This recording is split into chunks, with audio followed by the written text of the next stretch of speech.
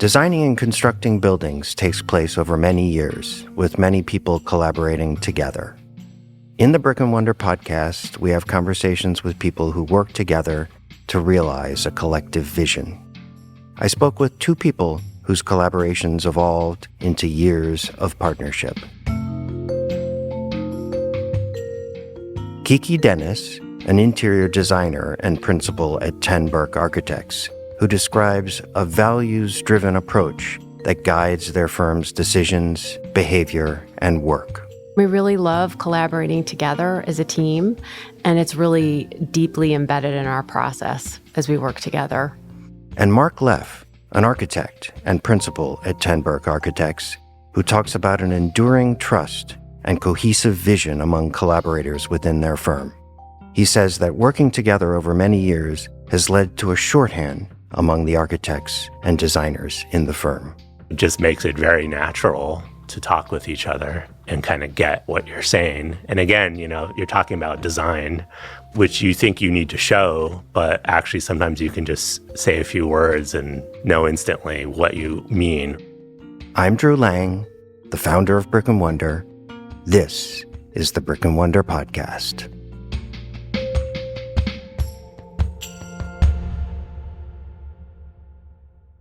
Kiki, Marc, welcome to the Brick and Wonder podcast. Thank you, Drew. Thank you, Drew.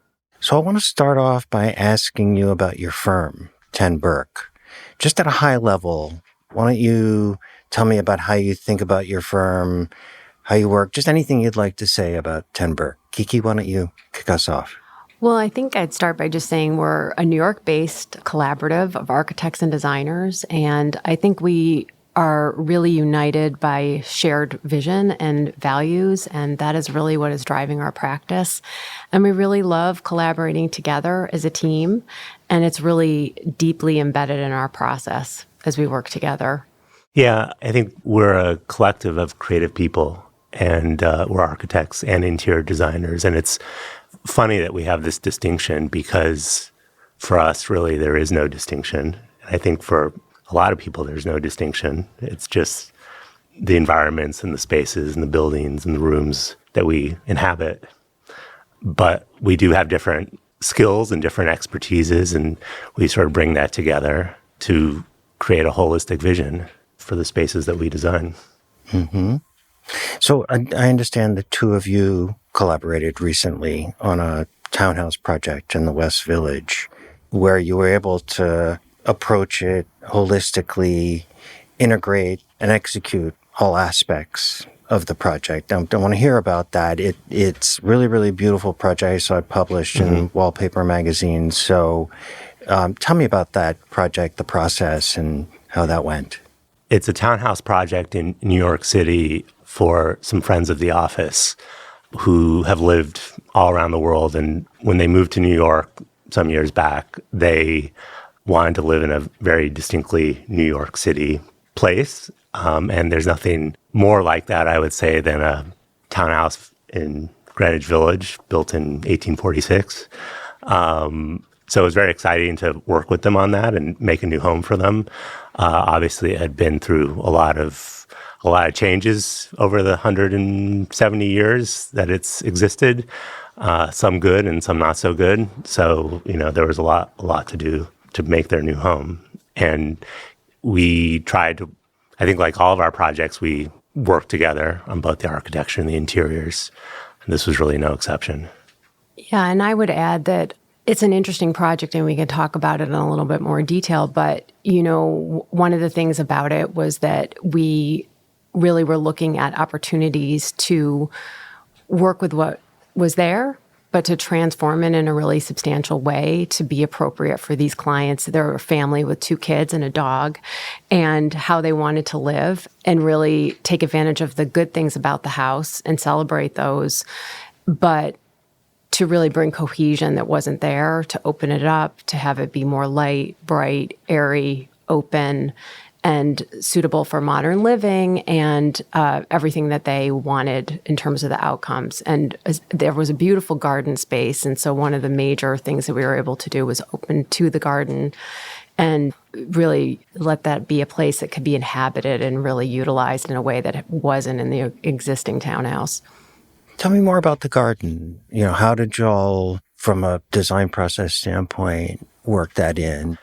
We designed the garden ourselves in the office, and obviously, when we talk about collaboration, we're not just collaborative with each other in the office and with our whole team in the office, but with the client as well. And so we were fortunate to have a sophisticated and design-savvy client who enjoys talking about design and knows a lot about design, including landscape design, and kind of had his own vision.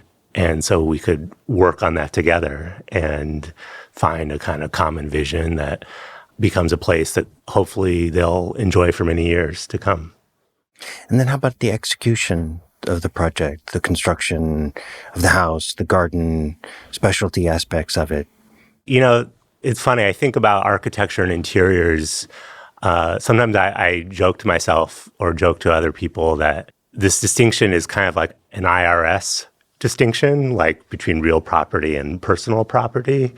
And that's kind of how we talk about it with our clients, which is the architecture is the stuff that if you turn the house upside down and you shake it, give it a good shake, that's the stuff that's left behind. And all the furniture, which we would consider interior design, is the stuff that falls out. But the truth is these things are much more blurred, not just in reality, in how we experience the space, where it's layers upon layers, but just how we work together. And Kiki and I were talking about remembering back to some of the initial decisions and discussions that were had with the client about how different spaces are used.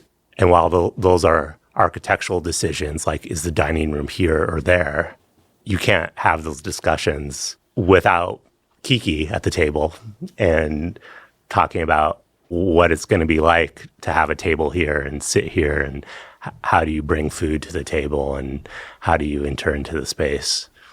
Yeah, and I think in townhouse living in particular, those issues come up and are, something that really you have to kind of work your way through. And it was interesting that we ended up moving the dining room to the front of the house, and it had been in the center of the house initially when the clients first saw it and before they purchased it.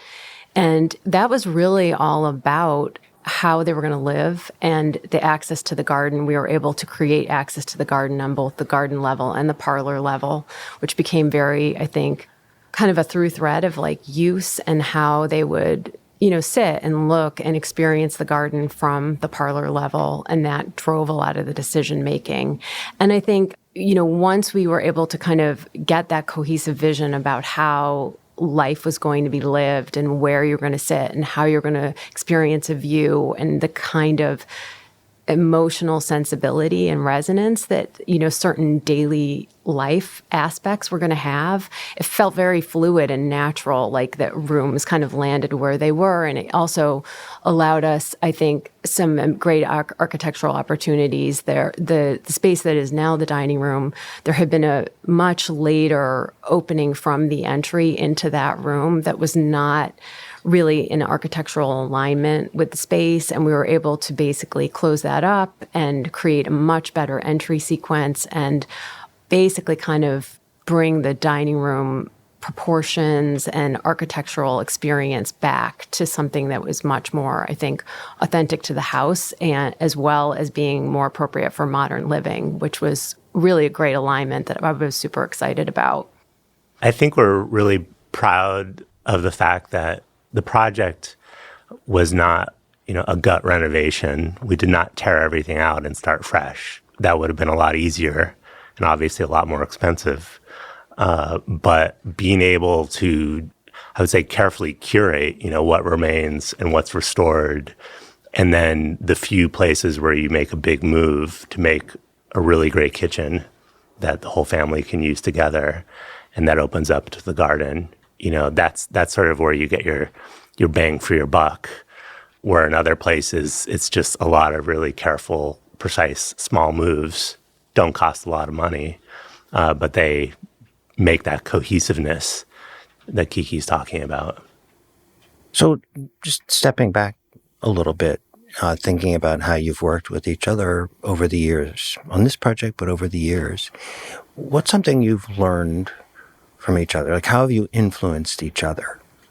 I think we're constantly learning from each other. I mean, I'm never gonna know the things that Kiki knows, and she's not gonna ever know everything that I know. But we trust each other, and we trust the other people in our office, the other leaders in our office, who all have their own kind of area of expertise and interest and special knowledge. And that's, I think, the beauty of being a collective like this, which is we all share values and have a common vision, but we all bring a different perspective to it and are constantly talking to each other, listening to each other, learning from each other. Yeah, there's a level of trust. And also, I think because we know that we have such a deep team with such expertise and that certain things, all the bases are covered, I think it lets us take things further in the process and to sometimes take more risks and really see opportunities coming out of conversations that have started at one place, and we can take them to the next place. And it allows us to really develop the work to even a deeper level, I think, which I really love. And I love coming in, early and having those conversations. I think we're also able to establish so many points of trust for the client as well, that they know they have different people on the team to turn to at every scale of the project, that they can get their ideas across, they can express what's important to them, and that we can really address the project on a deep level from the very beginning. It's interesting, right? You mentioned risk and trust and leadership, and I hear there's an openness in communication. Talk to me a little bit more about those things, right? Especially the notion of risk, like how you're able to push things with one another and with your clients, and how you're able to lead and influence each other. Well, I think it starts with, at least for me, design is not personal. I think we try to instill in people here the notion that design and critiquing design and expressing an opinion about design, you don't have to take it personally. Because I think in architectural education, people work alone, and it's their work and it's their taste and it's subjective and people are judged by it. And I think most design things are like that, probably. But the reality is here that you do it with other people, and it's not your design and his design and her design. It's just all of us together. And I think that means that you can feel safe having somebody express an opinion. Well, why don't you try that? Or I'm not sure that works. And that's especially valuable when talking with people who have different perspectives, like architects versus interior designers. What do you think, Kiki? I agree. And I think as people who are leading the firm, one of the things that I just feel that we hopefully do well and that I try to do every day is be very clear about our goals in terms of our values, what we're trying to bring to top of mind and the top of the project, really, in terms of our focus and outcomes that we're going for. Because I think that can become a North Star for the team that makes it very natural for them to come up with their own ideas and to think about it through that lens. So I think we're always trying to articulate that vision and explore, what are the opportunities, what are the most important through threads on the project from the earliest days, so that people can really work together and they have that framework to kind of be pulling towards the same outcome. We talk a lot in the office. I don't think we're unique in this way. I just think it's not really how the public thinks design takes place necessarily, which is that we do it together. It doesn't mean we draw everything together, we hold the pencil together, but it means you might go work on your own for a while and bring some ideas, and someone else does the same thing, and then you compare notes and you hash out what's going to be the right solution. And it's very satisfying, I think, for design to be a social thing in reality. Which is sounds like what it is. You guys have fun with each Yeah. other. A set of values, the notion of collaboration, the dynamic of safety. I mean, I really think that sensibility, not just felt one time, but consistently, that you guys seem to have been able to successfully achieve over many years is really, really astonishing and admirable, and I think differentiated. It's not something that people come by very easily. I think it's the ethos of our office, or the personality of our office, is that we're really nice people. And design is not an aggressive thing, or is not the act of a single person. And it doesn't have to be difficult or unpleasant. It could be easy. Doing a project is challenging. I'm not saying every project is easy, but getting along with each other in a collaborative environment should be easy. I think that's just personalities based on who we are and the people who work here. Yeah. And I would also say, I think we all really love what we do, and we're really hard workers. And I think that is also something that really goes into who we are as an office. And it's something we respect about each other, and I think count on each other too. So I think we work hard, but we have a lot of fun.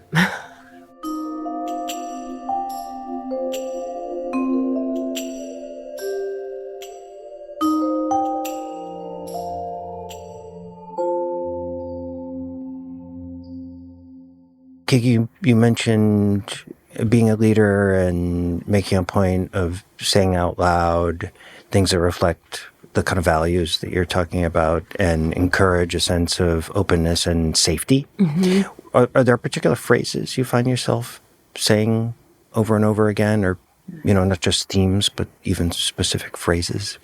Well, I think we're always looking at all of our projects, certainly with sustainability in mind. And I think we have had, we've been probably described as minimalists to begin with. And I don't think we're uncomfortable with that idea, but we're certainly, I think, always trying to make warm and humane and human spaces that are timeless and will evolve with the inhabitants and have a patina and have a life and have a richness beyond pure functionality or minimalism. And so I think that those are kind of values that we're always kind of at our core and that we're thinking about. And I think we have always tried to be economical in a way and to try to do the most with the least. So there's a sense of curation and selectivity that I think and thoughtfulness that we're always trying to bring to our work. And those are the things that I try to think about and reflect on and try to share with the team in terms of how we approach sourcing, how we think about what's going into our projects. Yeah. I think what Kiki says about curation, and I think the Greenwich Village Townhouse project is a good example. It's trying to find this balance between big moves and little moves in design, and how far is too far. Some people may say our work is very austere, or very refined, or very spare, but I think there is joy in it, and I think that comes from really appreciating the craft and texture and a little bit of surprise here and there, so that the experience of the project, whether it's a house or a building or a room, will evolve over time and surprise you now and then. And that is not easy to achieve. It takes that iterative process. How far is too far? Is that color too bold? Or is that color too boring? And that's where I think bouncing ideas or bouncing sketches or models off of each other and getting a reaction is very helpful, because sometimes you get tunnel vision when you're just doing things by yourself. Mm-hmm. How about systems or rituals or practices, things that repeat themselves here, culturally speaking, either the way that you gather with one another, anything along those lines? Well, I think those are the easy things, those little systems and rituals like having a meeting every first thing Monday morning among the firm's leaders to talk about projects and talk about who's working on what and what's happening with the projects, so that everybody is, aware and dialed in, or having design reviews at regular intervals on projects where the leadership of the firm can look at what's happening on a project's design, even if they're not working on it, so that we're all kind of constantly reaffirming the direction that we're going. Those are all kind of easy, or at least they help. But I think the big thing that really makes it work well for us to work together is just this familiarity and comfort that we have with each other from working together for so long. Kiki, I've known you for 25 years, and you develop a kind of shorthand with each other that just makes it very natural to talk with each other and kind of get what you're saying. And again, you're talking about design, which you think you need to show, but actually sometimes you can just say a few words and know instantly what you mean, or what Kiki means. Yeah, I would say there's a lot of ways that we kind of reinforce each other. And I think we have the benefit also too of being a very established practice in terms of number of years, and we have a great process, and it's very clearly articulated. We have great standards that we can fall back on and that we can utilize to run a process for our staff and our clients, so that it's very clear, the steps and how to get through the process and have a great outcome. So I think in a lot of ways that's fantastic, because you're not reinventing with every project. You have this lovely framework that you can hang the design on, and then you can take it from there, and you have all the opportunity to have extra time in some ways to iterate because of that. And then the design is the thing that you're really focused on and can spend your energy on. Yeah. Rather than the more mundane things like producing a set of drawings or overseeing construction. I mean, those things are all really important too, but they're not really the reason we became designers or architects, most of us. Yeah, that makes a lot of sense to me. So it sounds like are a lot of systems that you have that you implement as you go. Yeah, and I think, again, it comes back to, at the end of the day, the people in the office were about 55 to 60 people, which means there's a lot of expertise here, and not just among the 11 principals, but throughout the whole office and all the staff, and which means that you can go ask questions, well, what did you do over here on that project? Or, you know about geothermal systems, is this going to work? Is this feasible from a budget standpoint? And it saves a lot of time and headache, really, from going down rabbit holes that are really time sucks, so that you can, again, focus on the design. Sounds really great. So as leaders, when you make decisions, and as leaders, we have to make hard decisions. That's part of the job, right? Tell me about one of the toughest decisions that you've had to make over the years.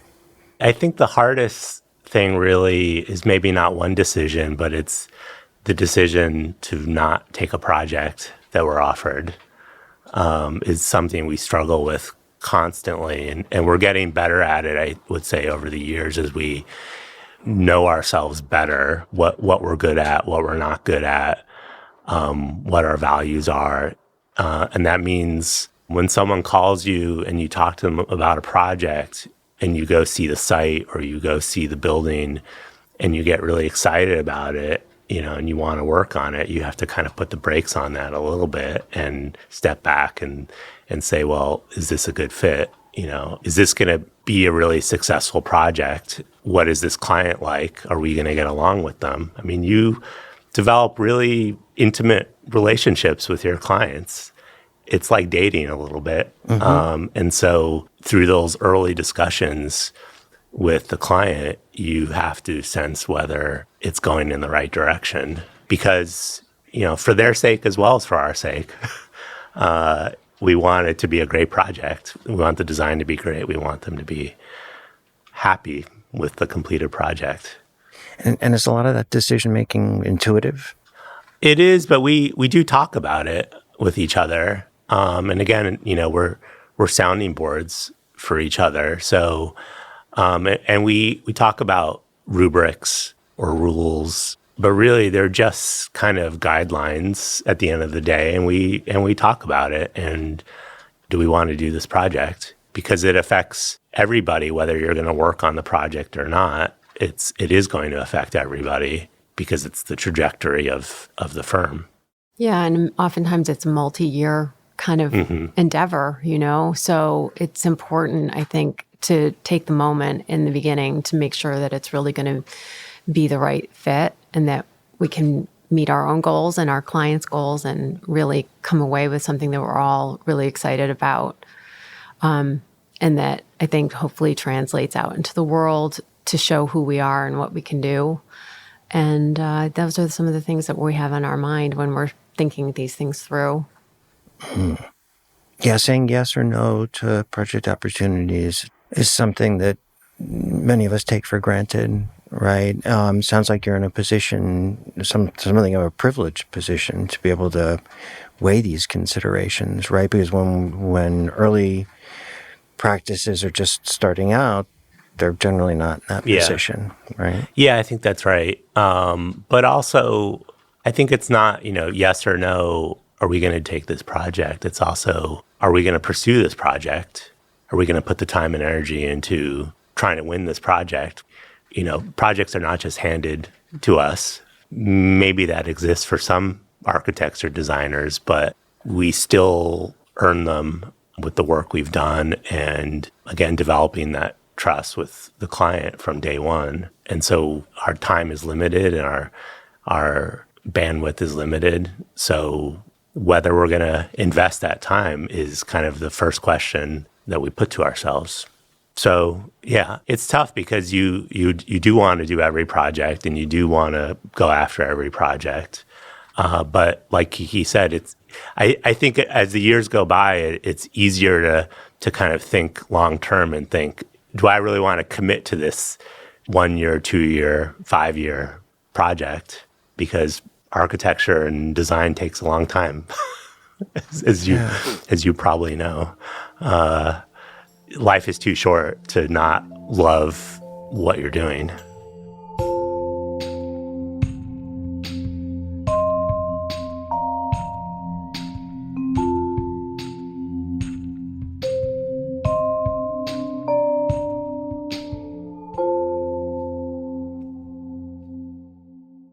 What about other challenges, Kiki, and decisions around those challenges?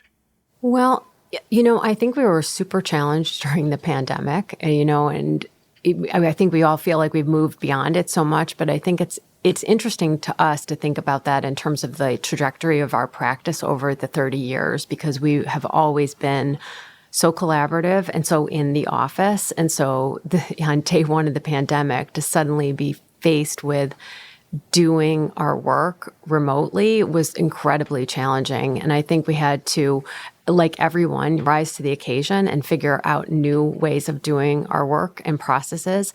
I would have to say that I think in some ways that in retrospect, it's almost like a silver lining. And there was a lot of opportunity that came out of that.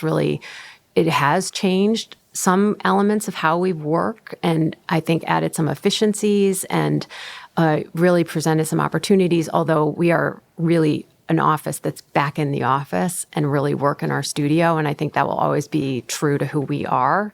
But I think we are also benefiting from different ways of presenting, different ways of having meetings, collaborating with people further afield. I think we've always done projects outside the tri-state area, but I think we're even more set up to do that now and are doing it more and more and collaborating with people from much greater distances and have a lot more tools that are at the ready to do that, which is exciting. So I think sometimes, as a leader, you are staring in the face of like something that seems like a dramatic challenge, and you're just unsure how you're ever going to surmount it. But I think as time has evolved, I've tried to embrace being a little bit more flexible and taking it one day at a time and seeing that there's a lot more opportunity often than you expect that is going to come from this challenge. And you have to look for that, and you have to find that and stay focused on it. Yeah, the pandemic was tough, and for everybody it was tough. So we're not unique in that, but it still resonates because in our careers, it's still relatively recent, I would say. And the way we work now is different, more digital, let's say, more on the screen than on a piece of paper. And, we're still, I'm still getting used to that. But it's exciting. It's pushed us to keep looking at new ways to do things and do them better. Which again, those are just the practicalities of how do you get a project done, but they do translate into the design work ultimately of just how much time or what can we technically do with this design in terms of building systems or sustainability or the project schedule. All these things, complicated factors and so many more have to all align or be in balance to make the project successful. Stepping back from where you are right now and looking to the beginning of your time at TenBerke, what would you tell yourself as a younger professional, knowing what you know now? I think there are actually two things I would advise myself. One is to be more patient or learn patience, because projects do take a long time. And while it is about the end result and the client does want to move into that building or move into that house at the end of the day, and that is the goal, it's going to take time to get there. But maybe if I told myself to be more patient, it wouldn't have meant anything, because only now do I feel confident enough in the steps that we're taking that we're going to get there. So I know we're going to get there. I can see what the result's going to be and how great it's going to be. And so I don't really need to see the completed building so much anymore. It doesn't really matter anymore, because I already know we're going to get there. The second thing I would advise myself is to become a better listener, and especially listen to clients, because I think avoiding the sort of unforced errors of, oh, well, I told, the client told you they wanted this or they wanted that, they need a view from the office, for instance. Don't forget that, or, that's really easy to remember. But if you forget it, you're gonna lose a lot of credibility and waste a lot of time and lose a lot of trust, when really you need that trust to be able to give good advice to the client about how to do the project, about what's the best design. And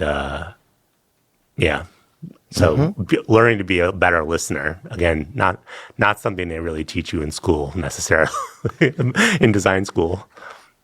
How about you, Kiki? Oh, there's a lot. I mean, for me, I would say, don't worry so much. Trust the process more, and know that a great process is going to be very grounding and is going to assure a good outcome.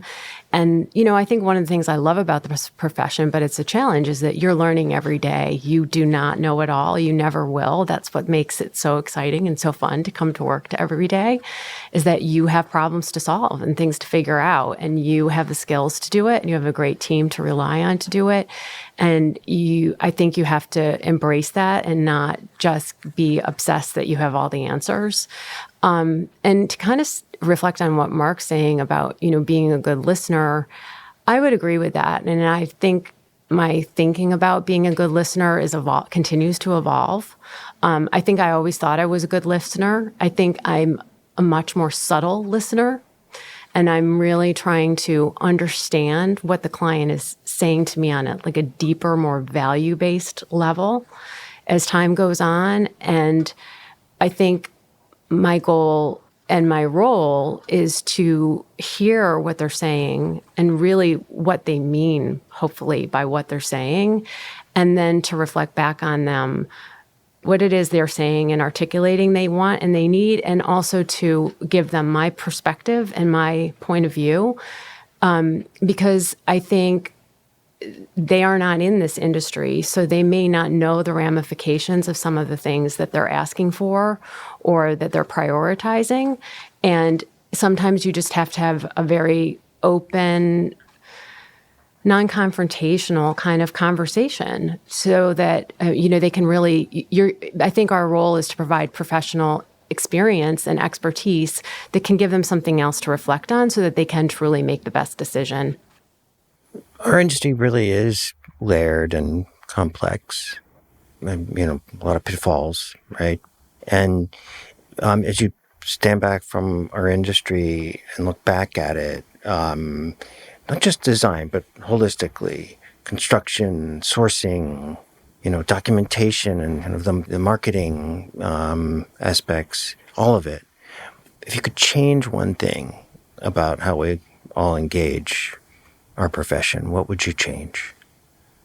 I think clients have become very savvy and knowledgeable in recognizing and talking about design as a result of social media and all the images that they see. People are much more visually astute, I would say, now than ever before, which is great because it makes it easier to talk with them and show them things and have them understand what they're looking at.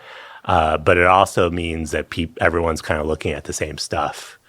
And it emphasizes image over substance or image over experience. It's very two-dimensional.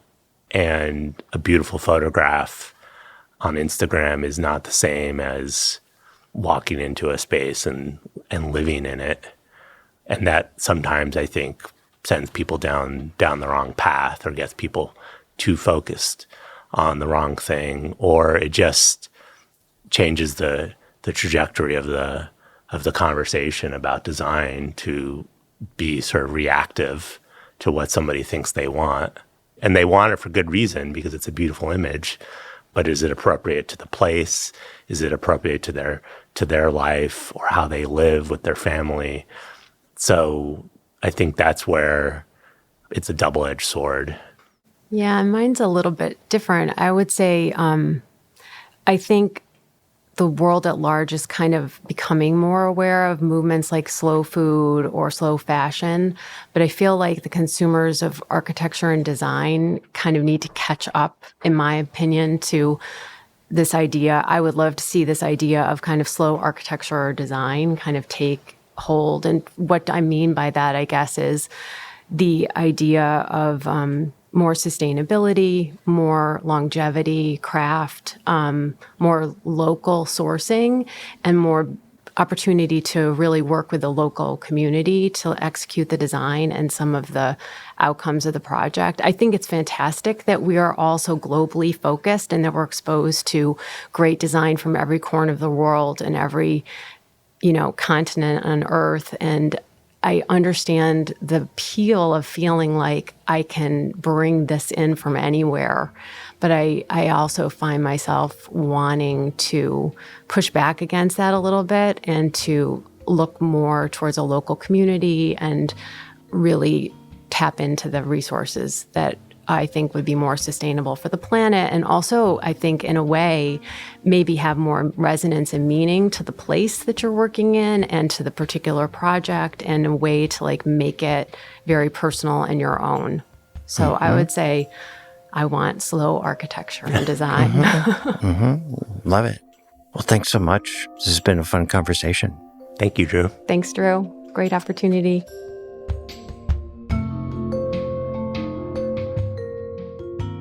That was Kiki Dennis, an interior designer, and Marc Leff, an architect, both of whom are principals at TenBerke Architects. 11 principals and 65 staff members make up their firm, which is widely revered.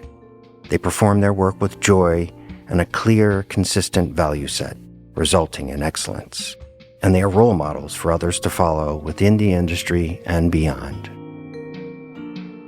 Thanks so much for joining us. This episode was produced by the team at Radio Kismet, including Christopher Plant and Justin Berger. The production and editing staff also included Brick and Wonder team members Ed Thompson, Carrie Potter, Roya Osuli, and Amanda LaFontaine. I'm Drew Lang, and you've been listening to the Brick and Wonder podcast.